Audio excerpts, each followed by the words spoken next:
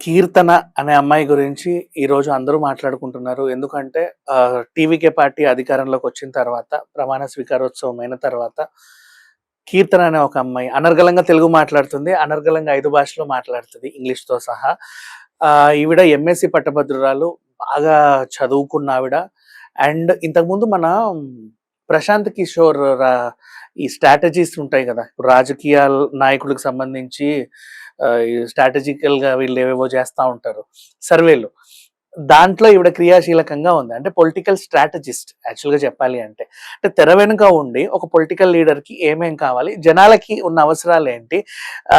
ఇతను ఎలాంటి డెసిషన్స్ తీసుకుంటే వాళ్ళు బాగుపడతారు? వాళ్ళల్లో ఇతనికి నమ్మకం కలిగించాలంటే ఏం చేయాలి?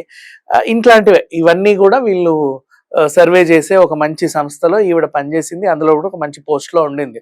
అలాంటి ఒక వ్యక్తి అంటే తెర వెనుక రాజకీయ వ్యూహాలు రచించే ఒక వ్యక్తి తెర ముందుకొచ్చి ప్రత్యక్ష రాజకీయాల్లో క్రియాశీలక పాత్ర పోషించి ఎమ్మెల్యేగా గెలిచి పైగా ఇప్పుడు మంత్రి అయి కూర్చుంది. విజయ్ పాటిల్ 29 మంది ప్రమాణ స్వీకారోత్సవం చేస్తే అందులో ఈవిడ కూడా ఒక ఆవిడ.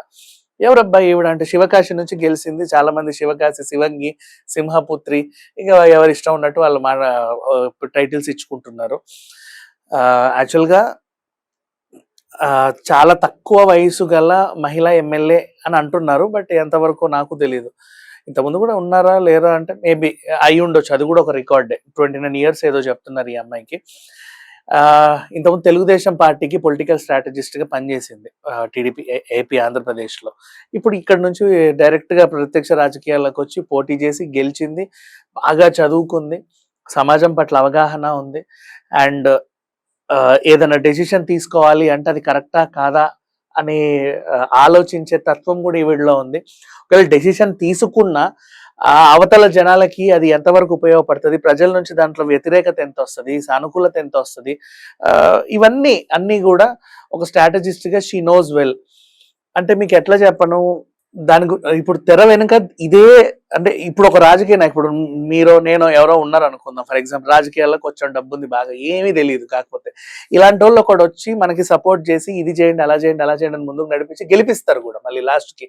సో, అట్లాంటి ఒక వ్యక్తి డైరెక్ట్‌గా పాలిటిక్స్‌లోకి వచ్చింది. అండ్ కంటెస్టెంట్‌గా ఉండి గెలిచింది భారీ మెజారిటీతో. అండ్ శివకాశి అంటే మీ అందరికీ తెలుసు మనకి దీపావళి టపాకాయలన్నీ అక్కడి నుంచే వస్తాయి.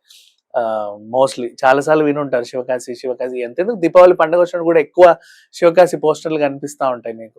ఆ ఏరియా నుంచి ఈవిడ గెలిచింది. And such a very talented girl. ఈమె గురించి ఎంత చెప్పినా తక్కువే. యాక్చువల్‌గా తన బయోగ్రఫీ చదువుతుంటే ముచ్చటేస్తుంది. మీరు కూడా కావాలనుకుంటే ఓ పని చేయండి. ఏఐలో ఈవిడ పేరు టైప్ చేసి తన గురించి మొత్తం డీటెయిల్స్ అన్ని అడిగితే ఇచ్చేస్తది. చాలా నీట్‌గా. ఎక్కడ పుట్టింది? ఏమేమి చదివింది? అండ్ చదువు గురించి మాట్లాడుకుంటే ఏ తరగతన్నా తీసుకో క్లాస్ ఫస్ట్. మంచి మార్కులతో చాలా అంటే తన ఎడ్యుకేషన్ లైఫ్ చాలా బావుంది. అండ్ స్ట్రాటజికల్‌గా తన పొలిటికల్